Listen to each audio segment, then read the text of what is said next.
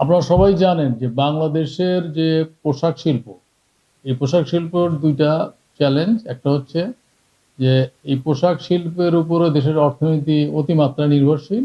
আবার দেখা যাচ্ছে পোশাক শিল্প মাত্র 2-3টা মার্কেটের উপর নির্ভরশীল, যেমন ইউএসএ, ইউরোপিয়ান ইউনিয়ন এবং Canada.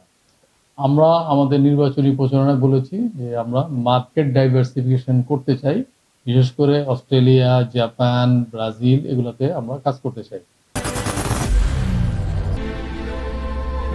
I am Ox.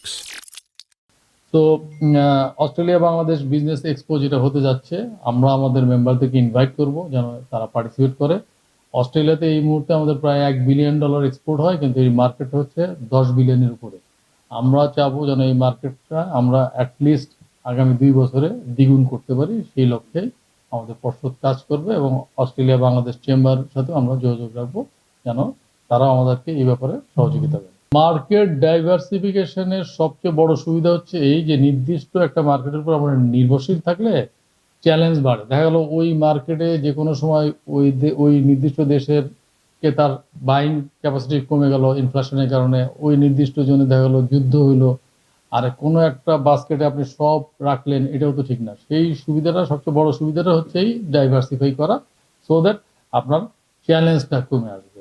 Plus এইসব মার্কেটে আমাদের ডিউটি ফ্রি অ্যাক্সেস আছে as a LDC, in future LDC graduated হয়ে গেলেও আমরা পিটিএ আর এফটি এর মাধ্যমে আমরা এখানে ডিউটি ফ্রি অ্যাক্সেস বহাল থাকার সম্ভাবনা থাকে।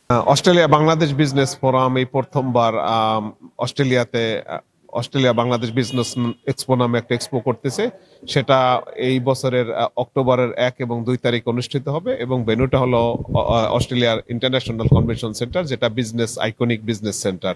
আসলে মেলাটা আমাদের করার কথা ছিল গত বছরের অক্টোবরে, কিন্তু দেশের জুলাইয়ের যে প্রেক্ষাপট সৃষ্টি হয়েছে তার কারণে আমাদের গত বছর মেলাটা বন্ধ রাখতে হয়েছে।